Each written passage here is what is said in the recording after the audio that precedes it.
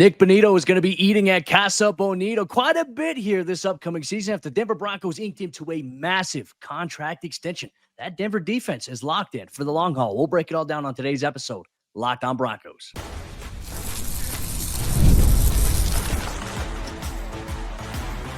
You are Locked on Broncos, your daily Denver Broncos podcast. Part of the Locked on Podcast Network, your team every day. Cha-ching, that's the sound that Nik Bonitto heard this morning after the Denver Broncos, and he agreed to terms on a 4-year contract extension worth up to $120 million, $70 million of that being guaranteed. The Broncos locking in one of their defensive superstars for the long haul. Welcome into another episode of Locked on Broncos, your daily Denver Broncos podcast, part of the Locked on Podcast Network, where you know it's your team every day. I'm Cody Roark, Broncos reporter for Mile High Sports, joined as always by Sayre Bedinger, site expert over there, predominantlyorange.com. And we got a breaking news episode for all of you in Broncos country here today.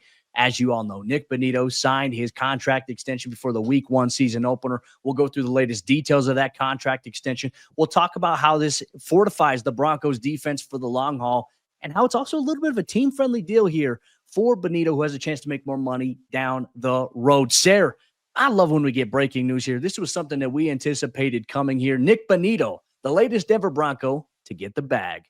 100%. This is a huge contract for Nik Bonitto and the Denver Broncos. The biggest non-quarterback contract in franchise history, which is pretty cool to think about when you consider Zach Allen just got a really big deal. Pat Surtain, obviously the reigning defensive player of the year. He got a big contract last year, but Nik Bonitto, of course, plays one of them premium positions, right? And those guys are always getting big money around the league, but especially when you look at what other players in the league are getting paid. Cody, you and I talked about it this offseason. We didn't feel like Bonitto was going to get up where Danielle Hunter, Myles Garrett, TJ Watt, all those sorts of players are, especially Micah Parsons. But we did feel like this could impact the overall number.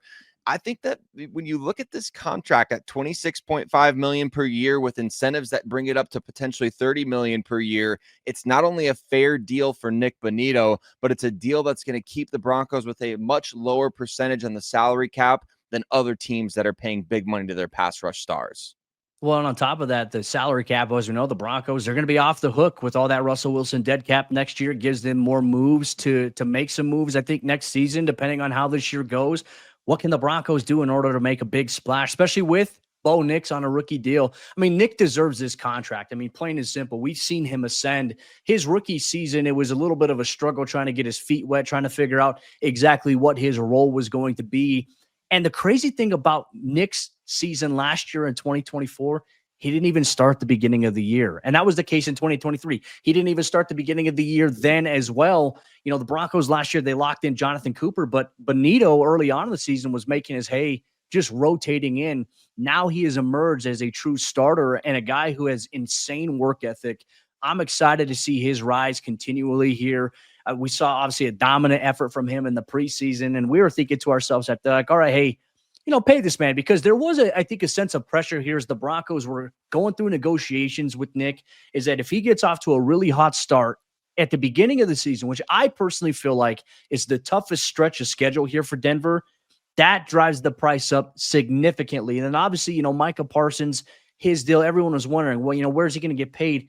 Nik had a chance. Like if Nik had a really dominant 2025 here and didn't have an extension, he could have upper echeloned himself maybe into that category here. But also I think it speaks to the kind of the selflessness of this team and to, guys like Nik that, guys like Cortland and Zach Allen, they left some money on the table. Nik left some money on the table essentially here. They're keeping this nucleus intact. That to me is one of the more exciting developments. And he showed his focus too with a post that he put out there on his Twitter or X page after he signed the deal, right? He's saying, all right, let's go win a you-know-what chip. Like he wants to go win a Super Bowl for the Broncos. You get the bag. Now you bring home the hardware for this team. Cody, one of the things that I love most about the uniforms that the Broncos wear is they got those 3 triangles on it representing the 3 Lombardis in the trophy case, right?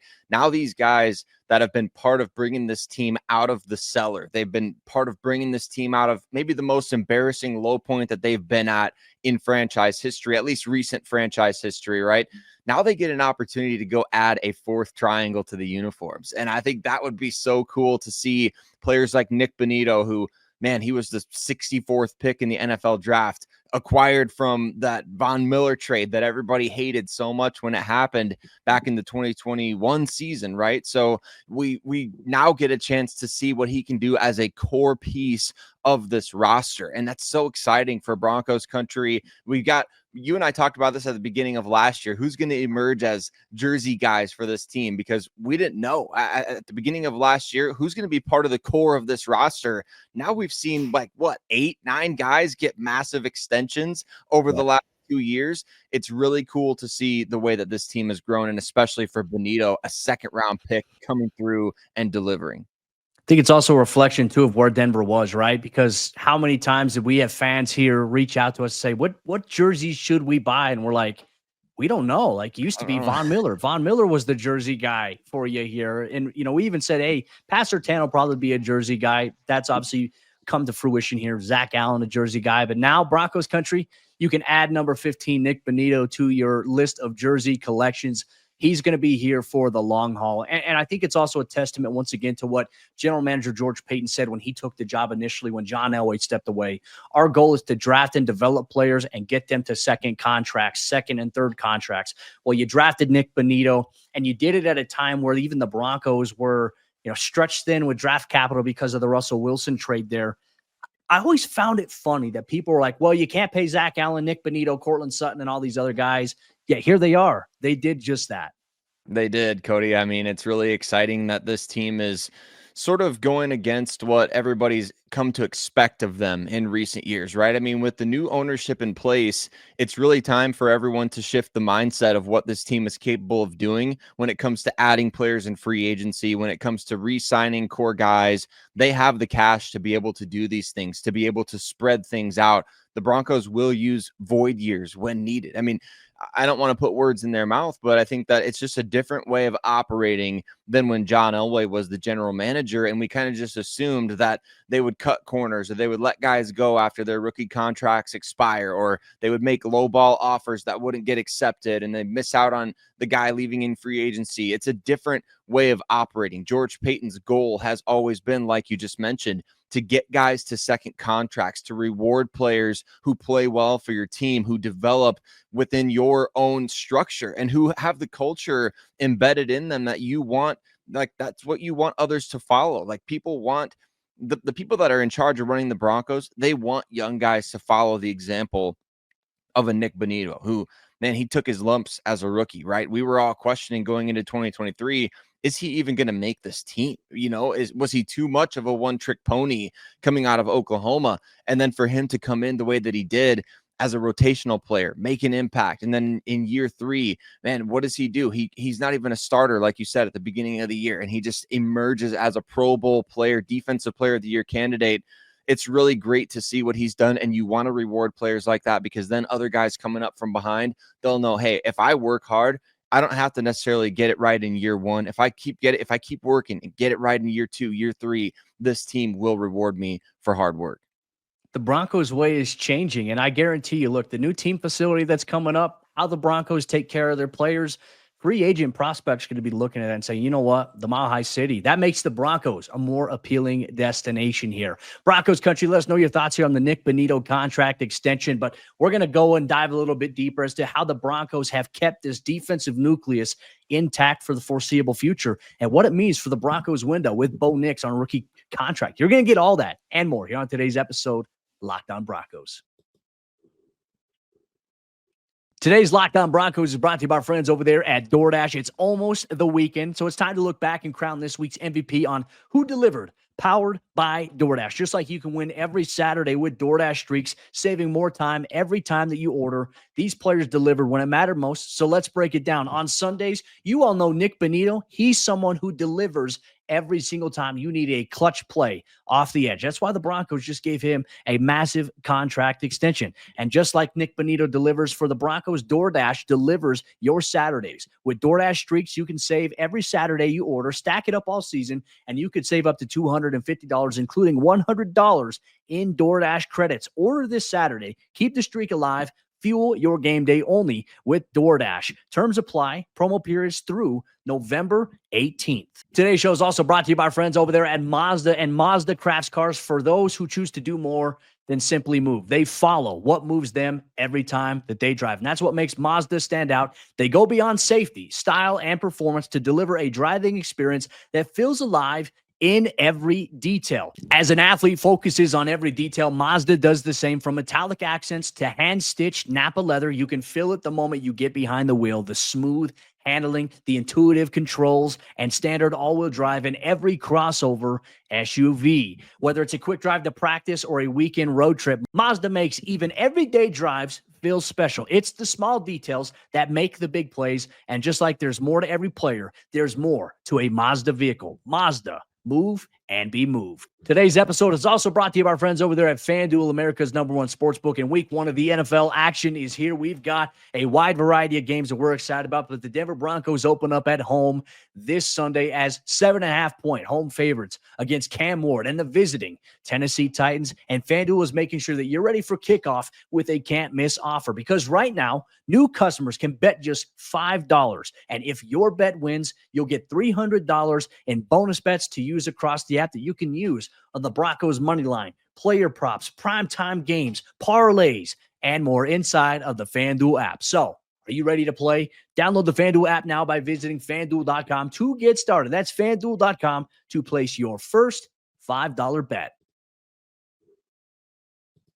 If defense wins championships, the Broncos are putting their money literally where their mouth is. They are paying their defensive core, and they're keeping these guys together for the foreseeable future. You want to help out a young quarterback like Bo Nix? Hey, pay the guys who play defense and play it well. So we're going to discuss the core of this Denver Broncos defense, how George Paton, the general manager, and this franchise are keeping that core intact on today's bonus episode, Locked On Broncos. But really quick, want to say thank you to all of you everyday listeners out there that make us part of your day, however you choose to do so. Make sure you're subscribed so you don't miss a single episode like these ones right here when breaking news comes down through the wire.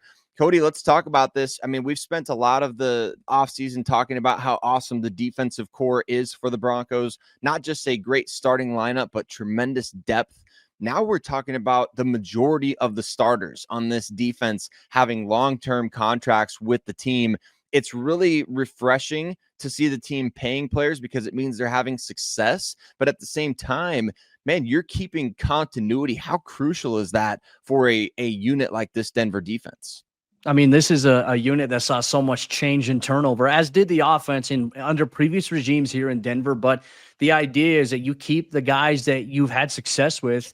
Good things happen. I mean, Sayre, what a concept. I know we see teams like the Eagles making these bold moves of trading away pass rushers after what they did in the Super Bowl. The Broncos, after Super Bowl 50, they lost a couple of guys as well to free agency because, money talks, or the Broncos weren't willing to pay. Now the Broncos say, you know what? We like the guys that we have. We have a belief in this defensive group of players collectively that we need to keep this group intact. And I think a great example this offseason, they brought back DJ Jones, who Sean Payton says is one of the more important pieces of the defense. You lock in Zach Allen to a long-term deal after signing him initially a couple of years ago in free agency. You get him to a second contract at this juncture is impressive. I think when you talk about his role and his growth as a player, you bring in other guys like Malcolm Roach last year that, has that veteran impact in addition. And then you lock in Jonathan Cooper, who you love what you see from him, the intangibles, the do-it-all, the underrated leader who just puts his head down and works. You never hear much from him. But, man, when he makes a play, you could definitely feel it. You can see it on the field. And then you go out, and I'd say you bring in a guy like Drake Greenlaw here in free agency. And, yes, right now there's some concerns about the injury to his quad and where things are at, but we know what type of game-changing player he can be. We've seen him play at that level in San Francisco. Can he do that here in Denver? Talanoa Hufanga comes in free agency, becomes a captain right away in year one as the new guy, which is impressive in and of itself, and how the team views him as a leader. Oh, and let's talk about Pat Surtain, the reigning NFL Defensive Player of the Year, and a nucleus of young cornerbacks and some impressive safeties with Brandon Jones as well. This nucleus is intact. The Broncos, to me, this move right here of them focusing on the defense, it's like, okay, Bo Nix is on a rookie deal right now. We locked in his best receiver. We have a rookie running back here. We already have an expensive offensive line. Let's maximize this window here. This is the Broncos right now pushing the chips all the way in.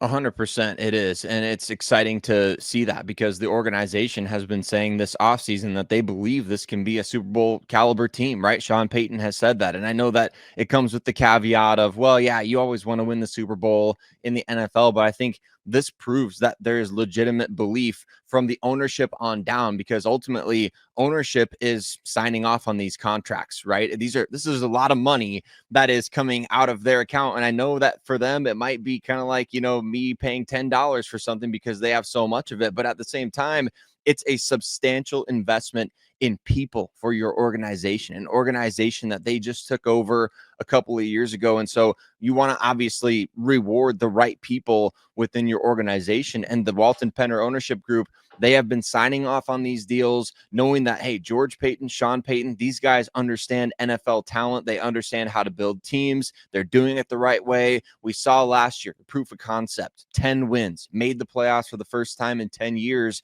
And this is the group of guys that they want to carry to the finish line, right? They want to do this together. It's not an incomplete thing. They feel like they have the group right now and going forward, which is so exciting because, man, they're like I said earlier, they're putting their money where their mouth is.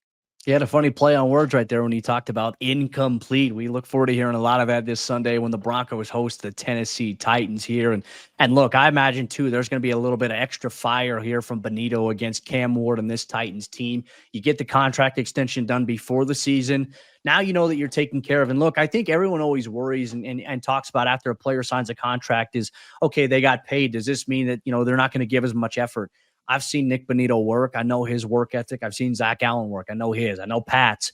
These guys aren't going to take plays off. They're not going to sit back and say, all right, hey, I got paid. Now I can kind of just coast. These guys, they want to go and do more. They live this. They love football. And I tell you, Nick is one guy who loves football so much. He's such a fun person to be around away from just football. I've had a chance to talk with him and spend some time with him on a couple of things there.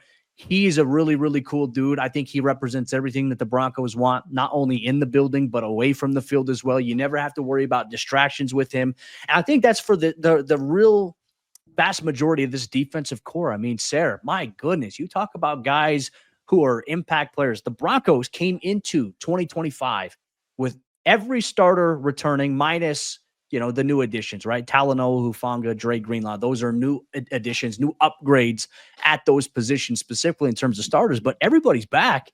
That to me it's rare. How we don't see it that often in the NFL because of the amount of turnover where guys are at. I think it's a telling sign that guys want to stay in Denver. Yeah, it's something that even Sean Payton referenced. I was listening to his podcast that he did with Peter Schrager, and he was saying one of the things that he's really been kind of taken aback by since coming to Denver is how many players, like he referenced Brian Dawkins, Peyton Manning, a number of others. He's like, these guys stay in Denver after they're done playing. They make their home here. They build their families here. It's just something about the embrace of the organization, the franchise, even when the Broncos weren't good. I think that was felt by a lot of different players, Cody. I just believe that be even like a Brandon Lloyd who came back last year. He was not with the team during great years, and yet he was so embraced by the fan base for a short amount of time. So you see these types of things. It's all cohesive. It works together. The coaches, the staff, the organization, the ownership. Now, I just feel like next year, man, how much of an asset is that new training facility going to be, knowing how healthy the organization already is, but adding now A+ grade facilities on top of it. This really just feels like the tip of the iceberg for where the Denver Broncos are going to be able to go moving forward. Well, let's hope that this defense that amassed 63 sacks last year, they can set the bar a little bit higher. They can get more. Maybe they can set the NFL record, or they can have a record-setting amount of takeaways this upcoming season here. Nik Bonitto is going to be a big driving factor of that here. Broncos Country, that'll wrap up today's breaking news bonus episode here of Locked On Broncos. A little bit later on here today, you're going to get our crossover Thursday preview. Sayre, he sat down with Tyler Rowland of Locked On Titans. Make sure you checked it out to get a big preview of the game. And then tomorrow's episode of the show, Sayre and I, we're going through our keys to victory, our players to watch, key matchups to watch, and more. Our final game preview on tomorrow's episode, Locked On Broncos.